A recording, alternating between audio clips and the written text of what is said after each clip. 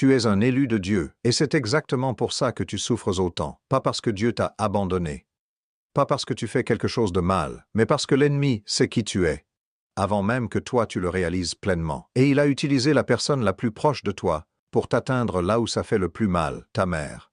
Ce mot-là, pour certains d'entre vous, il crée immédiatement quelque chose dans la poitrine, une contraction, un silence intérieur, peut-être de la culpabilité, parce qu'on t'a appris que tu n'as pas le droit de ressentir de la douleur vis-à-vis d'elle, peut-être de la colère, que tu as enfoui si profondément que tu ne sais même plus quel est cela. Ou peut-être un vide, ce vide étrange de quelqu'un qui a eu une mère présente physiquement, mais absent émotionnellement d'une façon que tu n'arrives pas encore à nommer. Aujourd'hui, on va nommer ça. Qui tu es, toi qui regardes, si tu es là, ce n'est pas un hasard. Tu fais partie de ces personnes qui ont toujours senti qu'elles étaient différentes. Pas supérieures, différentes. Tu vois les choses que les autres ne voient pas. Tu ressens les choses que les autres ignorent. Tu portes des questions que personne autour de toi ne semble se poser. Et pendant longtemps, ça t'a isolé. Pendant longtemps, tu t'es demandé pourquoi tu n'arrivais pas à t'adapter. Pourquoi les relations te coûtaient si cher. Pourquoi même ta foi, cette foi que tu portes sincèrement, ne semblait pas suffire à combler ce quelque chose qui manque. Je veux que tu entendes ça clairement, dès maintenant. Tu es vu, tu es connu, tu es choisi. Pas choisi pour une vie facile, choisi pour une vie profonde. Et Dieu t'appelle aujourd'hui, à travers cette vidéo, à travers ce moment précis, à faire le travail que beaucoup refusent de faire, le travail de la guérison réelle. Ce que ça cointe de ne pas regarder en face. Voilà ce que personne ne te dit dans les cercles chrétiens, dans les groupes de prière, dans les cultes du dimanche matin. Tu peux prier toutes les nuits. Tu peux jeûner. Tu peux lire ta Bible de bout en bout. Et continuer malgré tout à reproduire les mêmes schémas douloureux. Continuer à choisir les mauvaises personnes. Continuer à te suradapter pour être aimé et continuer à te sentir indigne d'une vraie intimité avec les autres et même avec Dieu. Pourquoi? Parce que la blessure à la racine n'a pas été touchée. Et cette blessure, pour la grande majorité des élus de Dieu qui souffrent en silence, elle remonte à la toute première relation de ta vie, celle qui t'a appris, ou pas appris, ce que ça veut dire d'être aimé et inconditionnellement, celle qui t'a montré, ou pas montré, que tu avais de la valeur simplement parce que tu existes. Ta relation avec ta mère a programmé ta relation avec Dieu, qu'on le veuille ou non. Ce qu'on va faire ensemble aujourd'hui dans cette vidéo, je ne suis pas venu te culpabiliser. Je ne suis pas venu te demander d'accuser ta mère, de la condamner, ni de rejeter ton histoire. Je suis venu t'offrir quelque chose que peu de gens ont le courage de te donner. La vérité. Celle qui libère. Celle que Dieu lui-même veut que tu entendes pour enfin avancer. On va traverser ensemble 9 réalités que les élus de Dieu doivent affronter sur la blessure maternelle. 9 vérités qui vont peut-être déranger, bousculer, remuer, mais qui vont surtout ouvrir une porte que tu cherches depuis bien trop longtemps. Avant qu'on commence, si tu es nouveau ici, abonne-toi maintenant. Cet espace a été créé pour toi, pour ceux que Dieu appelle à s'élever, à approfondir leur relation avec lui, à guérir en profondeur. Tu n'es pas arrivé ici par accident. Tape « Je reçois » dans les commentaires pour accepter ce que Dieu t'envoie aujourd'hui. Et si tu sens, là, maintenant, que cette vidéo t'a été envoyée directement par lui, écris 777 dans les commentaires pour briser le sceau, pour signaler que tu es prêt et on commence. Il y a quelque chose que ta mère t'a donné, que tu portes encore aujourd'hui. Ce n'est pas dans un coffre, ce n'est pas dans un tiroir. C'est dans ta façon de réagir quand quelqu'un hausse la voix. C'est dans ce réflexe que tu as de t'excuser avant même d'avoir fait quelque chose de mal. C'est dans cette voix intérieure, tu sais laquelle, qui te dit que tu es trop, ou pas assez, ou les deux en même temps. Tu croyais que c'était toi, ce n'est pas toi. C'est ce qu'on t'a transmis. Comprendre la blessure maternelle ne commence pas par accuser, ça commence par observer. Ta mère a elle-même été formée par sa propre mère, qui a été formée par la sienne. Ce que tu portes aujourd'hui n'est pas simplement le résultat d'une relation difficile entre toi et une femme, c'est le résultat d'une chaîne transgénérationnelle de douleurs non résolues, de silences jamais brisés, de besoins jamais nommés, transmis de génération en génération comme un héritage invisible. Les psychologues appellent ça la transmission intergénérationnelle du trauma. La Bible, elle, l'appelle autrement. Elle parle des iniquités des pères et des mères qui se transmettent jusqu'à la 3e et 4e génération. Ce n'est pas une malédiction abstraite, c'est une réalité concrète, observable, mesurable dans ta vie quotidienne. Et toi, en tant qu'élu de Dieu, tu as été désigné pour être celui ou celle qui brise cette chaîne, pas la subir, la briser. Voici ce qui se passe quand cette blessure reste non traitée. Tu entres dans une relation, amoureuse, amicale, professionnelle, avec une soif invisible, une soif d'être enfin vu comme tu es vraiment, d'être enfin accepté sans condition, d'être enfin aimé sans avoir à performer, sans avoir à mériter, sans avoir à rapetisser, pour que l'autre se sente à l'aise. Et parce que cette soif est immense, parce qu'elle vient de loin, de très loin, tu surcharges chaque relation. Tu demandes aux autres de réparer ce que tu n'as pas reçu enfant. Et eux ne peuvent pas. Personne ne peut. Alors tu es déçu. Encore, et tu commences à croire que le problème, c'est toi. Pire encore, cette blessure affecte ta prière. Quand tu n'as pas reçu de ta mère un amour sûr, stable, inconditionnel, ton cerveau et ton cœur ont appris que l'amour se mérite, que pour être aimé tu dois faire quelque chose, produire quelque chose. Alors tu arrives devant Dieu, et tu fais pareil, tu pries pour mériter, tu jeûnes pour mériter, tu serves à l'Église pour mériter. Et tu n'arrives jamais à recevoir simplement, gratuitement, ce qu'il veut te donner. La blessure maternelle non guérie te coupe de la grâce. Voici ce que tu dois comprendre, et c'est fondamental. Ta mère ne t'a pas transmis uniquement ses blessures, elle t'a aussi transmis ses stratégies de survie. Ces stratégies qui lui ont permis à elle de traverser sa propre douleur. Le problème, c'est que ces stratégies ne sont pas des stratégies de vie. Ce sont des stratégies de survie. Et il y a une différence énorme entre survivre et vivre. Survivre, c'est se taire pour éviter le conflit. Vivre, c'est apprendre à parler avec vérité et amour. Survivre, c'est se rendre indispensable pour être aimé. Vivre, c'est savoir qu'on est aimé et, même quand on ne fait rien. Survivre, c'est contrôler son environnement pour ne jamais être surpris et par la douleur. Vivre, c'est faire confiance à Dieu, aux autres, à soi-même. Regarde ta vie honnêtement. Quelle stratégie de survie as-tu hérité? Ou est-ce que tu survis encore? Là où Dieu t'appelle à vivre pleinement, ce n'est pas une question rhétorique. C'est une question qui peut tout changer. Dieu connaît ta lignée, il connaît ta mère, il connaît sa mère, il connaît chaque nœud dans cette chaîne, et il ne t'a pas choisi, et malgré ta blessure, il t'a choisi et, avec elle, sachant exactement ce que tu portais, avant même ta naissance. En Jérémie 1,5, il dit « Avant que je t'ai formé dans le ventre de ta mère, je te connaissais. » Il te connaissait. Pas la version parfaite et guérie de toi. Toi, avec ta chaîne, avec ton héritage, avec tout ce que tu portes sans le choisir. Et il a dit « Toi, c'est toi que je veux. C'est toi que j'envoie. » La première étape de ta guérison n'est pas le pardon. Ce n'est pas la confrontation, ce n'est pas la thérapie. La première étape, c'est la reconnaissance. Voir, nommer, accepter que quelque chose a été transmis, sans honte, sans jugement, juste avec les yeux ouverts. La règle à retenir, tu ne peux pas guérir ce que tu refuses de regarder. Si tu sens que cette parole touche quelque chose en toi en ce moment, quelque chose que tu avais enfoui depuis longtemps, écris 777 dans les commentaires pour briser le sceau sur ta lignée. Dieu voit la chaîne. Et il t'a donné la clé. Tu t'es déjà demandé, pourquoi toi? Pourquoi est-ce que tu ressens tout plus fort que les autres? Pourquoi est-ce que les trahisons te blessent plus profondément? Pourquoi est-ce que tu portes des douleurs que les gens autour de toi semblent traverser sans sourciller? Pourquoi est-ce que même dans ta foi, même dans ta prière, tu portes un poids que personne autour de toi ne semble vraiment comprendre? Tu t'es peut-être dit que tu étais trop sensible, trop émotif, trop intense. Non, tu es un élu, et l'élection a un prix que personne ne t'a expliqué. Dans presque toutes les grandes figures bibliques, il y a un point commun que l'on oublie trop souvent de mentionner. Joseph, rejeté par ses propres frères, vendu comme esclave, emprisonné injustement. David, ignoré par son père, pourchassé par le roi qu'il servait, trahi par son propre fils. Moïse, arraché à sa mère dès sa naissance, élevé dans une identité qui n'était pas la sienne, exilé avant même de connaître sa mission. Jésus lui-même, incompris par sa famille, abandonné par ses disciples, crucifié par ceux qu'il était venu sauver. Ce n'est pas une coïncidence, c'est un schéma. Les élus de Dieu ne sont pas protégés de la douleur, ils sont formés par elle, et cette formation commence presque toujours dans l'endroit le plus intime, le plus vulnérable, le plus fondateur de leur existence, la famille. Et au cœur de la famille, la relation primaire, celle avec la mère. Voici ce que personne n'ose dire clairement. Les élus de Dieu sont souvent les enfants qui ont le plus souffert dans leur famille. Pas les plus gâtés, pas les plus protégés, les plus exposés. Parfois l'enfant sur lequel la mère a projeté ses propres blessures non résolues. Parfois l'enfant qui a servi de régulateur émotionnel pour toute la famille.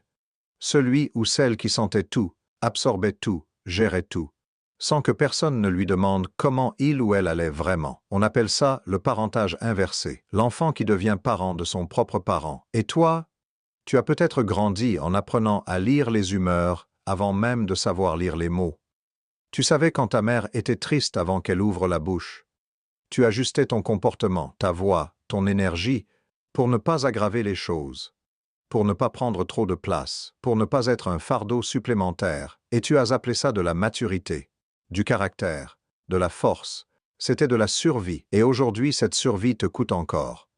Elle te coûte dans tes relations où tu devines les besoins des autres avant les tiens. Elle te coûte dans ton travail où tu surperformes pour prouver ta valeur. Elle te coûte dans ta foi où tu n'arrives pas à recevoir sans immédiatement chercher comment rendre. Voici la vérité que Dieu veut que tu intègres aujourd'hui. Ta sensibilité n'est pas un défaut de fabrication, c'est une caractéristique de conception. Les élus de Dieu sont câblés différemment. Leur système nerveux capte des fréquences que les autres ignorent. Leur cœur perçoit des profondeurs que les autres effleurent. Leur esprit traite des réalités invisibles que les autres nient.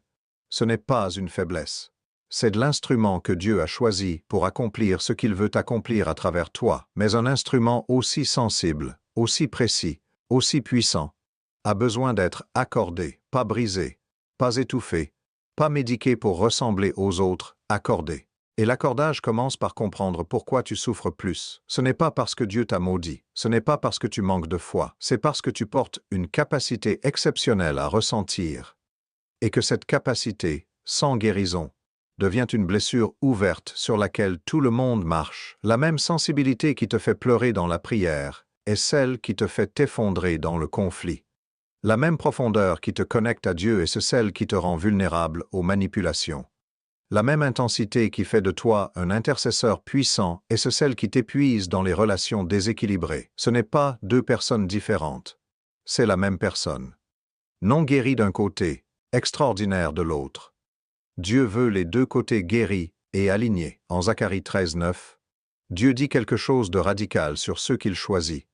Il dit qu'il les fera passer par le feu, pour les affiner comme on affine l'argent, pour les éprouver comme on éprouve l'or. Il ne dit pas qu'il les protégera du feu. Il dit qu'il sera avec eux dans le feu. Tu n'as pas souffert parce que Dieu regardait ailleurs. Tu as souffert parce qu'il était en train de fabriquer quelque chose en toi que la facilité n'aurait jamais pu produire. Et la blessure de ta mère, aussi injuste qu'elle soit, aussi douloureuse qu'elle soit, a été une partie de cette forge. Ça ne la justifie pas. Mais ça la rachète. Quand tu comprends que ta souffrance n'est pas une anomalie mais une formation, tout change dans ta façon de la regarder. Tu passes de victime à apprenti, de blessé à forgé, de quelqu'un à qui il est arrivé quelque chose, à quelqu'un que Dieu était en train de préparer. La règle à retenir, ta douleur n'est pas la preuve que Dieu t'a oublié. C'est la preuve qu'il t'a choisi pour quelque chose que la facilité n'aurait jamais pu produire. Si tu sais, au fond de toi, là où les mots ne vont pas toujours, que tu es différent, que tu as toujours été différent, que tu portes quelque chose que les autres ne voient pas encore. Tape élu dans les commentaires, maintenant, pour que Dieu voie que tu as entendu. Tu n'es pas trop. Tu es exactement ce qu'il a commandé. Avant de savoir qui tu étais, tu savais déjà qui elle était. Avant d'avoir une opinion sur toi-même, tu avais déjà enregistré la sienne. Avant de te regarder dans un vrai miroir, tu t'es regardé dans ses yeux. Et ce que ses yeux te renvoyaient, que ce soit de l'amour, de la fierté, de la déception, de l'indifférence, de la peur ou du vide, c'est ce que tu as cru être la vérité sur toi, pour toujours, jusqu'à aujourd'hui. Les psychologues du développement ont un concept qui s'appelle le mirroring, le reflet. Dans les premières années de vie, l'enfant n'a pas encore la capacité de construire une image de lui-même de façon autonome. Il dépend entièrement du regard de sa figure d'attachement principale, dans la grande majorité des cas, la mère, pour savoir qui il est. Quand ce regard est chaleureux, stable, joyeux à la vue de l'enfant, l'enfant intègre « Je suis quelqu'un qui mérite d'être regardé avec joie. Je suis quelqu'un dont la présence est un cadeau. » Quand ce regard est absent, distrait, anxieux, critique ou conditionnel, l'enfant intègre autre chose, quelque chose de bien plus lourd, quelque chose qu'il portera pendant des décennies sans savoir d'où ça vient. Et toi, Quel regard as-tu reçu? Voici comment ça se manifeste concrètement dans la vie adulte d'un élu de Dieu qui n'a pas reçu un reflet saint de sa mère. Tu cherches constamment la validation extérieure, pas parce que tu es faible, mais parce que ton miroir intérieur a été formé de façon incomplète. Tu as besoin que les autres confirment ta valeur parce que tu ne peux pas encore te la confirmer toi-même. Un compliment te touche profondément. Une critique, même légère, peut te dévaster pendant des jours, pas parce que tu es fragile, mais parce que chaque regard extérieur réactive inconsciemment le miroir de ta mère. Il y a pire encore. Beaucoup d'élus de Dieu ont construit leur personnalité entière en réaction à leur mère, soit en devenant exactement ce qu'elle voulait, pour enfin mériter son amour, soit en devenant exactement le contraire, pour lui prouver quelque chose. Dans les deux cas, c'est elle qui tient le pinceau. C'est elle qui a peint le tableau. Et toi, tu crois que c'est ton portrait. Tu t'es peut-être dit « Je ne suis pas comme ma mère ». Et c'est peut-être vrai, mais est-ce que tu as choisi qui tu es? Ou est-ce que tu as simplement choisi de ne pas être elle? Ce sont deux choses radicalement différentes. L'une est une liberté. L'autre est encore une prison. Juste une prison à l'envers. Voici ce que Dieu veut reconstruire en toi, un miroir intérieur saint. Une image de toi-même qui ne dépend plus de ce que ta mère t'a renvoyé, qui ne dépend plus des regards des autres, qui ne dépend plus de tes performances, de tes succès, de ta capacité à être utile. Une image fondée sur une seule source. Ce que Dieu dit de toi. Et Dieu ne dit pas que tu es une version corrigée de ta mère. Il ne dit pas que tu es la somme de tes blessures. Il ne dit pas que tu es ce que ton enfance a fait de toi. Il dit que tu es une nouvelle création. Que les anciennes choses sont passées. Que toutes choses sont devenues nouvelles. Ce n'est pas une métaphore poétique pour te faire sentir mieux. C'est une déclaration d'identité, une réécriture fondamentale de qui tu es à la racine. Mais voilà le problème. Cette vérité-là, tu peux la connaître intellectuellement depuis des années. L'avoir lue, citée, chantée. Et continuer à vivre selon l'ancienne image. Parce que changer un miroir ne suffit pas. Il faut aussi désapprendre à regarder dans l'ancien. Il faut identifier les moments précis où tu reviens à ce vieux reflet. Quand tu t'excuses trop. Quand tu te rapetisses. Quand tu refuses une bénédiction parce qu'au fond, tu ne crois pas la mériter. Quand tu sabotes une relation saine parce qu'elle ne ressemble à rien de ce que tu as connu. Ce sont des signaux, des alarmes, des invitations de Dieu à revenir au bon miroir. Son regard sur toi n'a jamais vacillé. Il ne s'est jamais distrait. Il ne t'a jamais regardé, et avec déception ou indifférence. Depuis le premier jour, depuis avant ta naissance, son regard sur toi dit une seule chose. Tu es précieux. Tu es précieuse. Tu vaux tout ce que j'ai donné. Dans Isaïe 49, il y a un verset d'une puissance extraordinaire. Dieu parle à une âme qui se sent abandonnée, oubliée, invisible, et il dit ceci. Une mère peut-elle oublier l'enfant qu'elle allait? Elle pourrait l'oublier. Lui ne peut pas. Il dit. Je t'ai gravé sur les paumes de mes mains, gravé, pas écrit au crayon, gravé. Ton nom est dans les mains de Dieu comme une cicatrice, permanente, irréversible, indélébile. Peu importe ce que le regard de ta mère t'a dit, le regard de Dieu t'a gravé. Et ce que Dieu grave, aucune blessure humaine ne peut l'effacer. Quand tu commences à identifier les moments où tu regardes encore dans le vieux miroir, et que tu choisis consciemment de te retourner vers le regard de Dieu, quelque chose se répare. Lentement, profondément, réellement. Tu n'as plus besoin que les autres te confirment. Tu n'as plus besoin de performer pour mériter ta place. Tu peux exister, simplement, pleinement, parce que tu sais où est ton miroir. La règle à retenir. Tu ne te verras jamais correctement dans le miroir que ta blessure t'a donné. Le seul reflet qui dit la vérité sur toi, c'est le regard de celui qui t'a créé. Dieu veut te montrer quelque chose sur toi-même que tu n'as jamais vu, clairement. Écris miroir dans les commentaires. Pour que Dieu t'accorde ce reflet juste, ce reflet vrai, ce reflet qui guérit, tu mérites de te voir comme il te voit. Tu t'es déjà retrouvé dans la même situation, avec une personne différente, même douleur, même schéma, même fin, et tu t'es dit, pourquoi moi encore? Pourquoi je rechoisis toujours les mêmes personnes? Pourquoi je retombe toujours dans les mêmes pièges? Pourquoi même quand je prie, même quand je crois avoir avancé, la même blessure revient frapper à la même porte? Ce n'est pas de la malchance, ce n'est pas un manque de foi. Ce n'est pas parce que tu es cassé et c'est parce que les schémas non guéris ont une mémoire. Et ils se répètent jusqu'à ce qu'on les regarde en face. Un schéma toxique n'est pas un choix conscient. Personne ne se réveille le matin en disant « Aujourd'hui, je vais reproduire exactement la dynamique douloureuse que j'ai vécue avec ma mère ». Ça ne fonctionne pas comme ça. Ça fonctionne en silence, en automatique, dans l'ombre de tes décisions les plus intimes, parce que ton cerveau, surtout la partie la plus ancienne, la plus primitive, est câblé pour reproduire ce qui lui est familier, pas ce qui est bon, pas ce qui est sain, ce qui est familier. Et si ce qui t'est familier depuis l'enfance est la douleur, l'instabilité, le manque ou la conditionnalité de l'amour, alors ton cerveau va inconsciemment rechercher exactement ça, parce que c'est ce qu'il connaît. C'est ce qui lui semble réel. Voici les 5 schémas les plus fréquents chez les élus de Dieu blessés dans la relation maternelle. Schéma 1. Le surdon. Tu donnes sans compter, tu te vides pour les autres. Tu es toujours disponible, toujours présent, toujours prêt et à aider.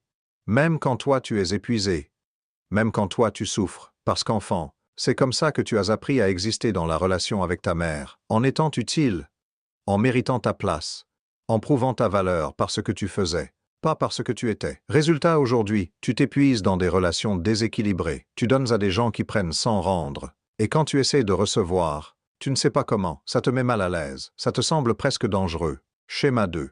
L'hypervigilance émotionnelle. Tu surveilles constamment l'humeur des autres. Tu ajustes ton comportement en fonction de ce que tu perçois chez eux. Un changement de ton dans la voix de quelqu'un te met immédiatement en alerte. Un silence de trop te remplit d'anxiété. Tu interprètes chaque signal, chaque regard, chaque hésitation, comme une menace potentielle. C'est l'enfant en toi qui surveille encore les humeurs de sa mère, qui attend de savoir si aujourd'hui c'est une bonne journée ou une mauvaise journée, qui adapte son existence entière pour naviguer en sécurité dans un environnement émotionnellement imprévisible. Schéma 3. L'amour conditionnel reproduit, tu aimes, mais avec des conditions cachées que tu n'assumes pas toujours, ou tu choisis des personnes qui t'aiment avec des conditions. Et tu appelles ça normal, parce que c'est ce que tu as toujours connu. L'amour inconditionnel te déstabilise, il te semble suspect, trop facile, trop beau, et tu sabotes, inconsciemment, les relations où l'on t'aime vraiment. Schéma 4.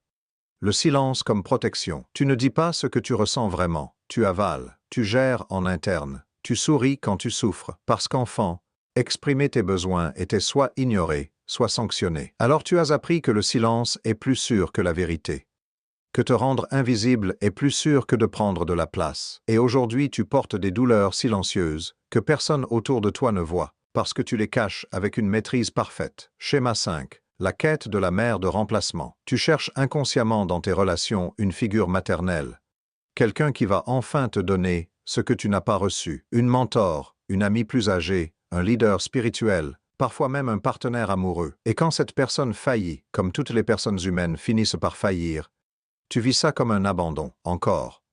Comme si la blessure originelle se rouvrait à chaque fois. Reconnaître ces schémas n'est pas une condamnation.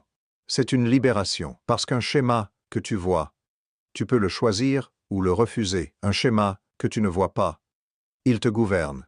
Il prend tes décisions à ta place. Il choisit tes relations. Il sabote tes bénédictions. Il t'empêche de recevoir ce que Dieu a préparé pour toi. La guérison commence par nommer. Nommer sans honte. Nommer sans jugement. Juste avec la lumière honnête de quelqu'un qui décide enfin de voir. En Jean 5, Jésus s'approche d'un homme allongé depuis 38 ans au bord d'une piscine, et il lui pose la question la plus étrange, la plus dérangeante, qu'on puisse poser à quelqu'un qui souffre depuis si longtemps. Il lui dit, « Veux-tu être guéri? Pas. Je vais te guérir. Pas. Tu mérites d'être guéri, il demande. Parce que certaines personnes ont vécu si longtemps dans leur schéma qu'ils sont devenus une identité. Quitter la blessure signifie quitter ce qu'on connaît. Et ça fait peur. Dieu te pose la même question aujourd'hui. Veux-tu vraiment être guéri et veux-tu vraiment lâcher ces schémas? Même s'ils sont tout ce que tu as connu, veux-tu vraiment une relation saine? Même si elle te semble étrange et inconfortable au début? Quand tu identifies le schéma en temps réel, quand tu te surprends en train de surdonner, de te taire, de surveiller, de chercher une mère de remplacement, et que tu fais une pause, juste une pause, et que tu demandes à Dieu, montre-moi la réponse saine ici, montre-moi comment réagir depuis la guérison et non depuis la blessure. C'est là que tout commence à changer. La règle à retenir. Tu ne peux pas briser un schéma que tu ne vois pas. Voir, c'est déjà la moitié de la victoire. Si tu t'es reconnu dans au moins un de ces 5 schémas, et que tu décides aujourd'hui que ça s'arrête ici, dans cette génération, avec toi, tape « Je brise » dans les commentaires, pour couper les cycles, pour libérer ta lignée, pour dire à Dieu que tu es prêt. Ce que tu brises aujourd'hui, tes enfants n'auront pas à le porter. Il y a une version de toi que Dieu voit en ce moment, une version que tu ne vois pas encore, une version que ta blessure t'empêche de voir, une version que ta mère n'a peut-être jamais vue, une version que les gens autour de toi n'ont peut-être jamais reconnue.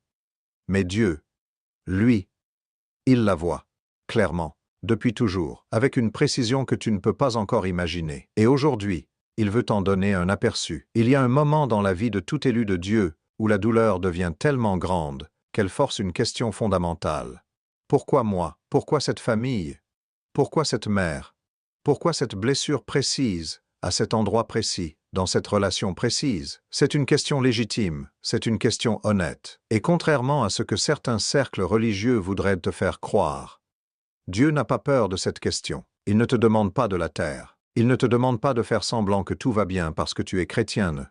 Il t'invite à apporter cette question devant lui, avec toute ta douleur, toute ta confusion, toute ta colère si elle est là, et à rester assez longtemps pour entendre la réponse, parce qu'il y a une réponse, et elle change tout. Voici ce qui se passe quand tu n'as pas encore reçu cette révélation. Tu regardes ta vie à travers le filtre de ta blessure, et ce filtre déforme tout. Il te fait voir le rejet là où il n'y en a pas. Il te fait minimiser les bénédictions qui sont réelles. Il te fait fuir les personnes saines et courir vers les personnes familièrement douloureuses. Il te fait lire la Bible avec les yeux d'un orphelin, cherchant des miettes de grâce. Alors que tu es héritier, héritière du royaume, pire encore. Ce filtre déforme ton image de Dieu. Si ta mère était imprévisible, tu attends de Dieu qu'il soit imprévisible. Si ta mère était critique, tu entends dans la voix de Dieu une critique permanente. Si ta mère était absente, tu pries comme si Dieu était absent, comme si tes prières montaient vers un ciel vide, comme si personne n'écoutait vraiment de l'autre côté. Ce n'est pas un manque de foi, c'est une blessure non guérie qui parle à travers ta théologie. Et tant qu'elle n'est pas identifiée, elle continuera à construire un Dieu à l'image de ta mère, au lieu de te laisser rencontrer le Dieu qui est réellement là. Voici la révélation, celle que Dieu veut que tu reçoives aujourd'hui. Ta blessure maternelle n'est pas un accident de parcours dans ton histoire avec Dieu. Elle est le terrain exact sur lequel Dieu a choisi de te rencontrer. Pas malgré elle, à travers elle. Pense à Agar, servante rejetée, chassée dans le désert avec son fils, sans eau, sans espoir, attendant la mort sous un buisson. Et c'est là, dans le désert, dans le rejet, dans l'abandon, que l'ange de Dieu l'appelle par son nom.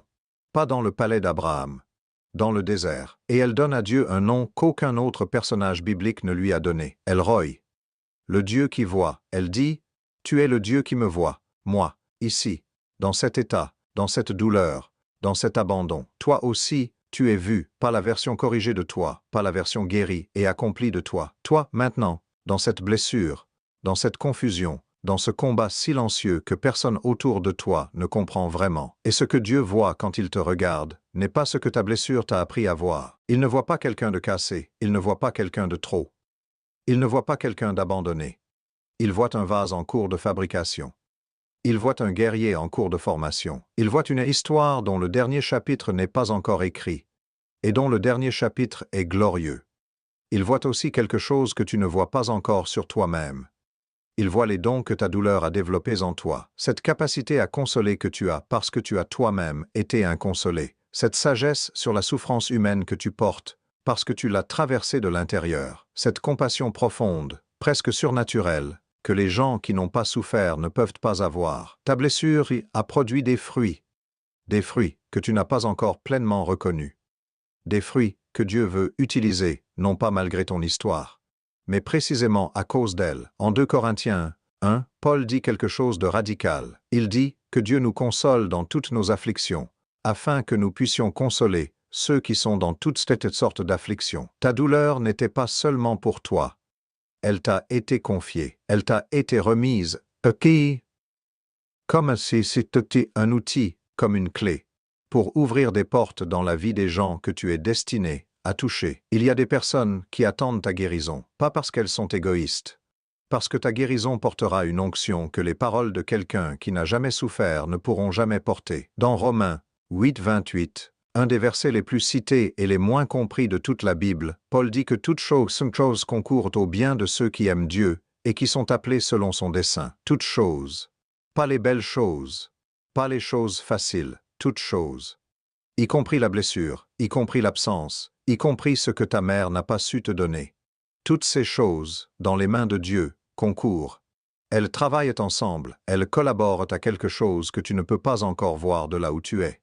Mais Dieu, lui, voit le tableau complet. Et dans ce tableau, tu es debout, guéri, et libre, et utile d'une façon que tu n'aurais jamais pu être sans avoir traversé exactement ça. Quand tu commences à regarder ta blessure non plus comme une preuve d'abandon, mais comme un lieu de rencontre avec Dieu, tout change dans ta façon de prier. Tu ne supplies plus un Dieu distant, tu parles à El Roi, le Dieu qui voit, le Dieu qui était là, dans le désert, le Dieu qui est là maintenant. La règle à retenir, ce que Dieu voit en toi, est plus grand que ce que ta blessure t'a appris à voir, et il attend que tu commences à regarder dans la même direction que lui. Si tu es prêt à voir ce que Dieu voit, si tu es prêt à lâcher le filtre de la blessure et à regarder ta vie avec ses yeux, même juste pour un instant. Écris « Je vois » dans les commentaires, pour que tes yeux spirituels s'ouvrent, pour recevoir cette révélation qui change tout. El Roi te regarde. Il t'a toujours regardé. Et ce qu'il voit, c'est magnifique, on t'a menti sur ce qu'est la guérison. Pas intentionnellement, pas avec malveillance, mais on t'a menti quand même. On t'a dit que prier suffisait. On t'a dit que le temps arrange tout. On t'a dit que si tu avais assez de foi, la douleur disparaîtrait.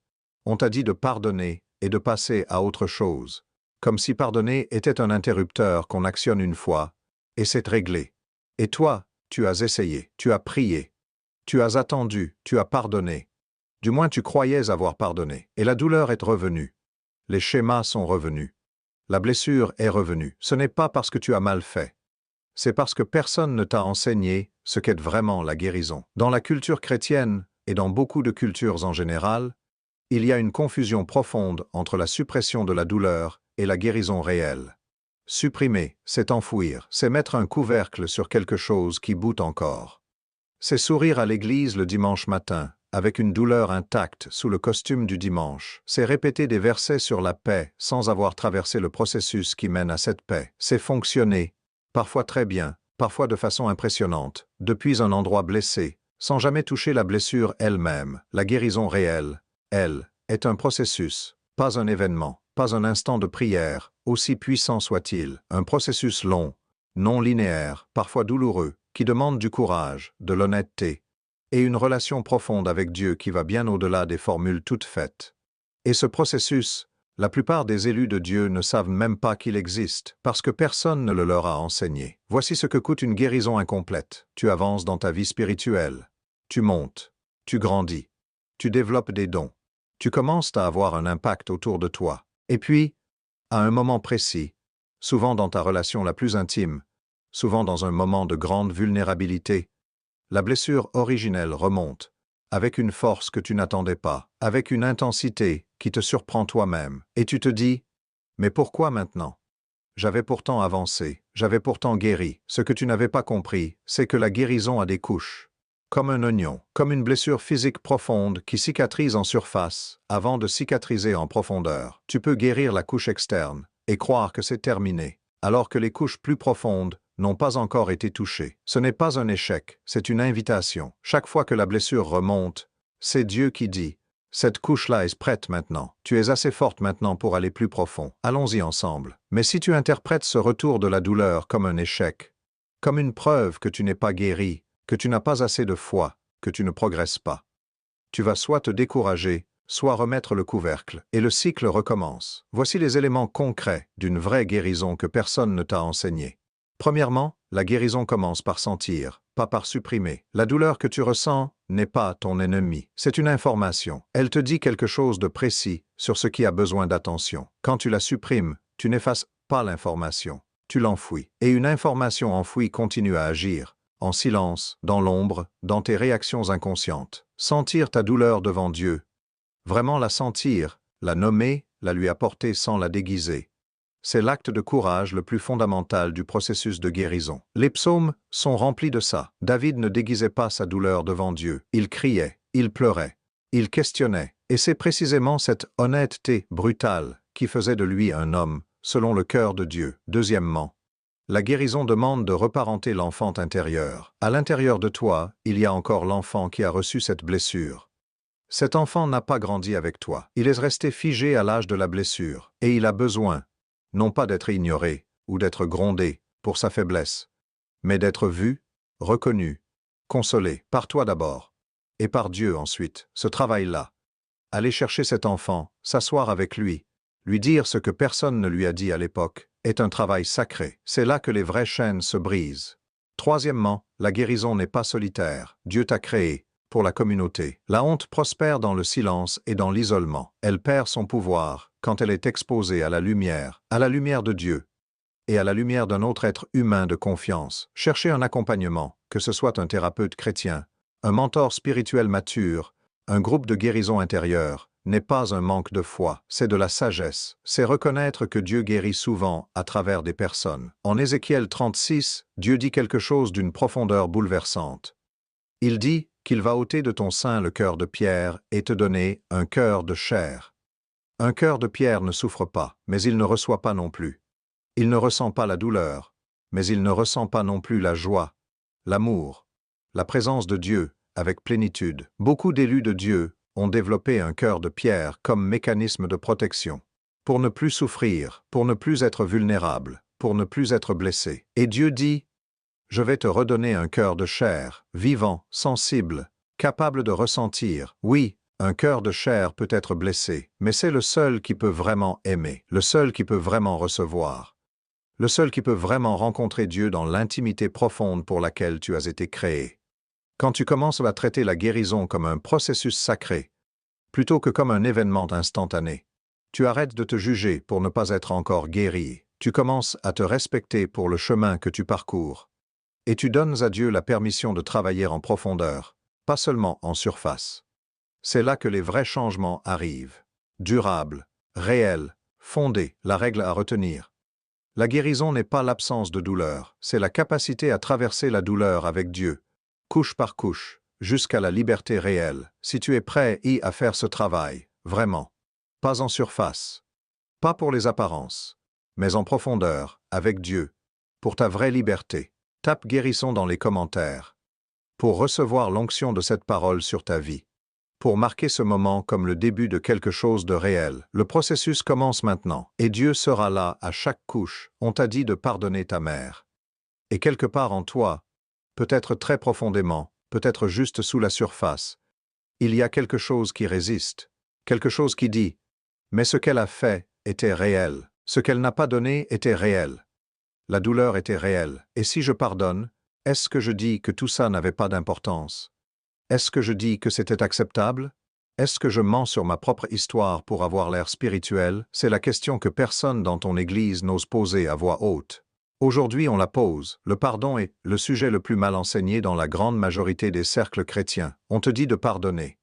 Mais on ne te dit pas ce que le pardon est vraiment. On te dit que tu dois pardonner pour être libéré. Mais on ne t'explique pas le processus réel qui mène à un pardon authentique. On te dit que ne pas pardonner, c'est du péché.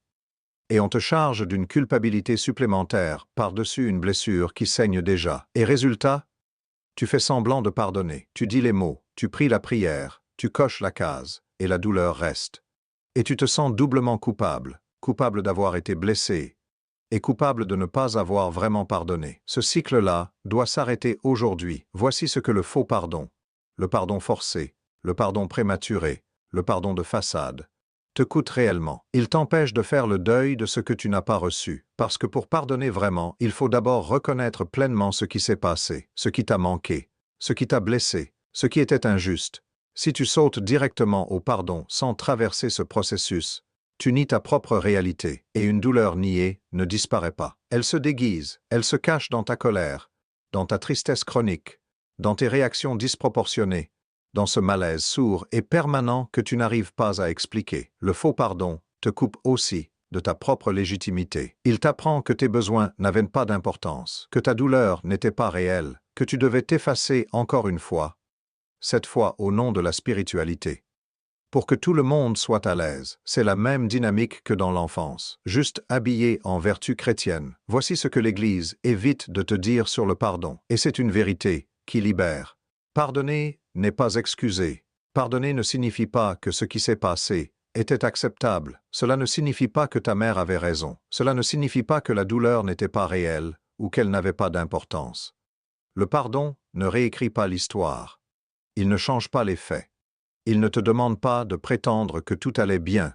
Pardonner n'est pas réconcilier. Ces deux mots sont confondus en permanence, et cette confusion blesse des milliers de personnes. Le pardon est un travail intérieur. Il se passe entre toi et Dieu. La réconciliation est un travail relationnel.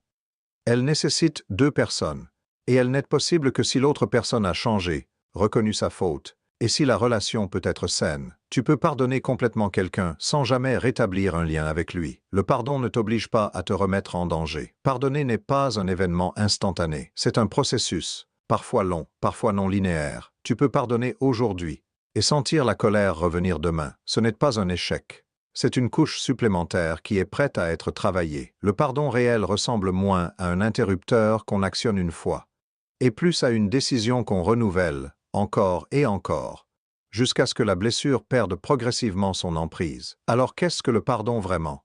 Le pardon, c'est la décision de ne plus laisser la blessure définir ton avenir. C'est refuser que ce que ta mère t'a fait, ou n'a pas fait, continue à gouverner tes choix, tes relations, ton image de toi-même, ta relation avec Dieu. Ce n'est pas un cadeau que tu lui fais à elle, c'est un cadeau que tu te fais à toi-même. C'est couper le lien entre sa blessure et ton destin. Et pour y arriver, il faut d'abord faire quelque chose que personne ne t'a autorisé à faire. Il faut pleurer ce que tu n'as pas eu. Vraiment pleurer. Pas réprimer, pas minimiser, pas comparer ta douleur à celle des autres pour te convaincre que tu n'as pas le droit de souffrir. Faire le deuil réel de la mère que tu aurais méritée, de l'enfance que tu aurais méritée, de l'amour inconditionnel que tout enfant mérite et que tu n'as peut-être pas pleinement reçu. Ce deuil-là est sain, il est nécessaire. Et Dieu est capable de le tenir avec toi. Jésus sur la croix dit quelque chose d'extraordinaire dans sa brutalité et sa profondeur. Il dit, « Père, pardonne-leur car ils ne savent pas ce qu'ils font. » Remarque ce qu'il ne dit pas. Il ne dit pas qu'ils avaient raison.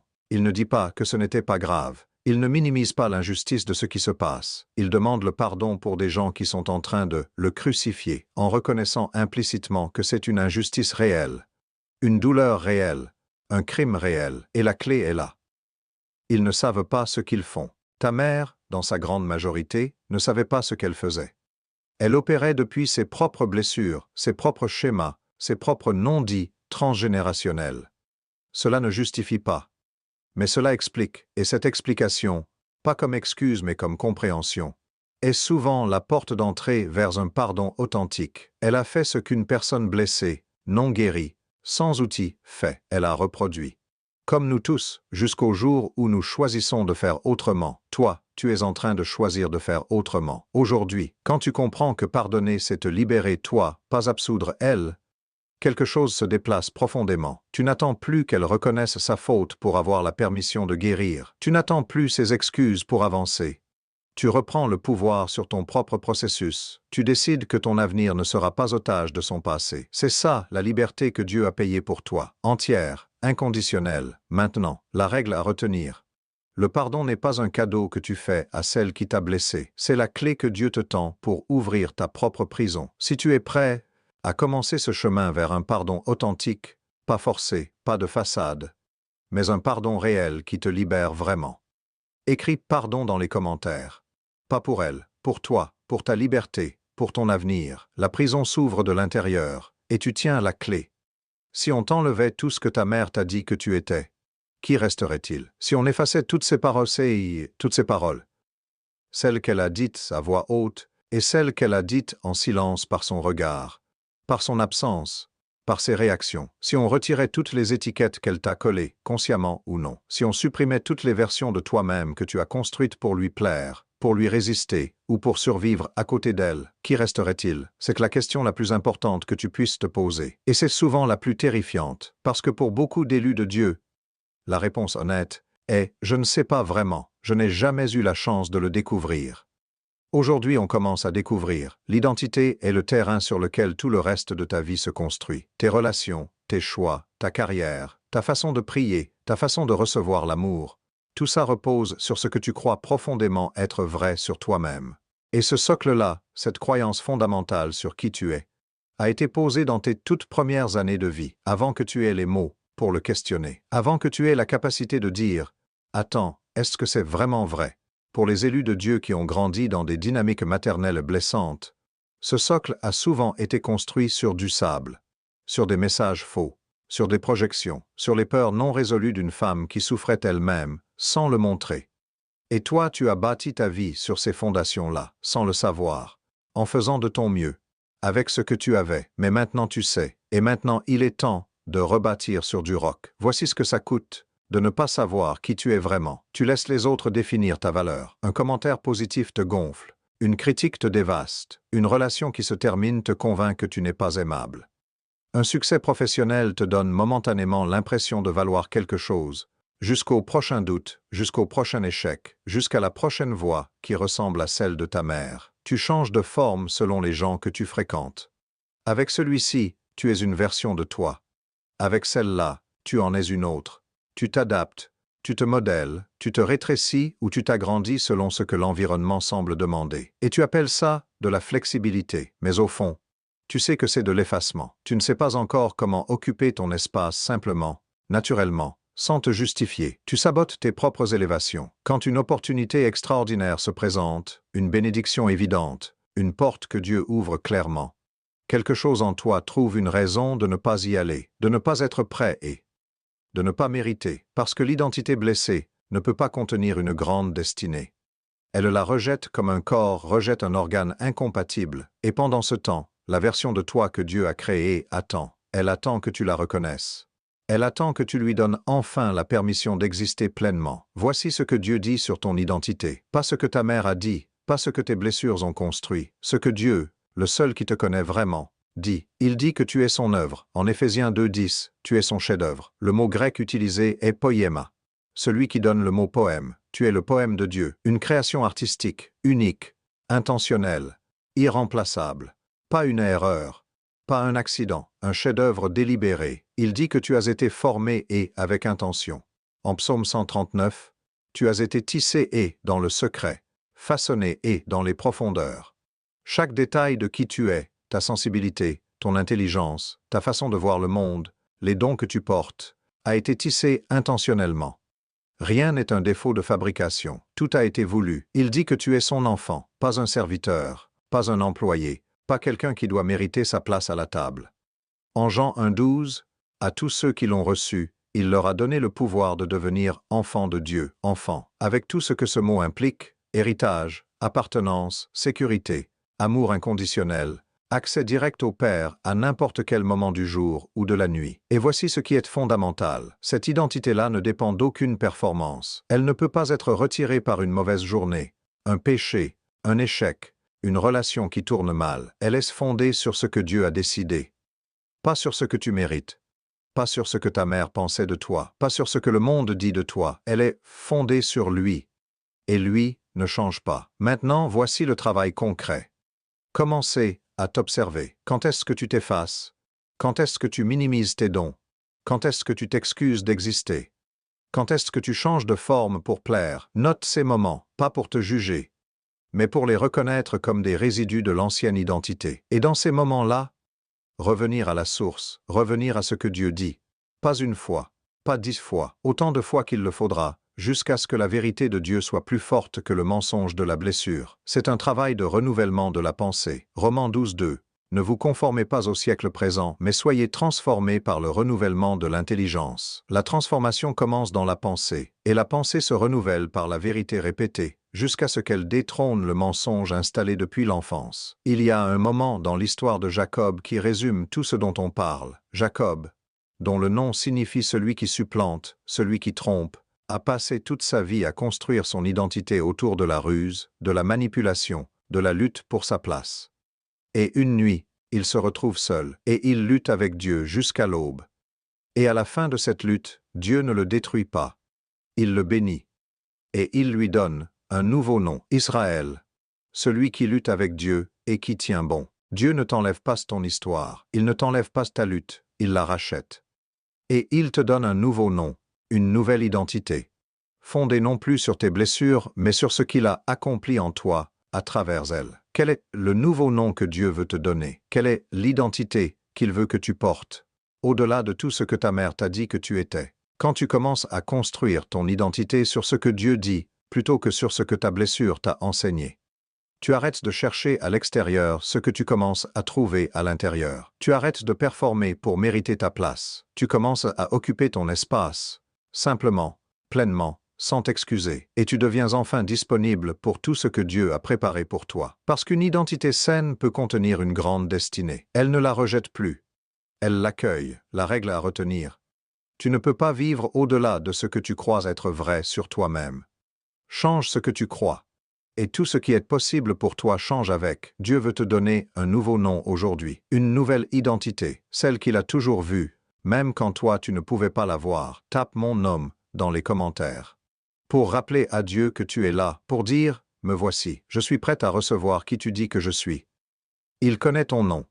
Il l'a toujours connu, et ce nom, dans sa bouche, est une bénédiction. Tu es arrivé, et jusqu'ici, pas par hasard, pas par curiosité, par quelque chose de plus profond que ça. Une attraction que tu ne peux pas toujours expliquer rationnellement. Une voix intérieure qui t'a dit « Reste, écoute, ce que tu vas entendre va compter. » Et tu es resté et je veux que tu comprennes ce que ça signifie. Dans un monde où tout est conçu pour disperser ton attention, où des milliers de contenus se battent pour ta concentration, où la douleur donne souvent envie de fuir plutôt que de rester, toi, tu as traversé 9 sections sur ta blessure la plus intime, tu as regardé des vérités difficiles en face.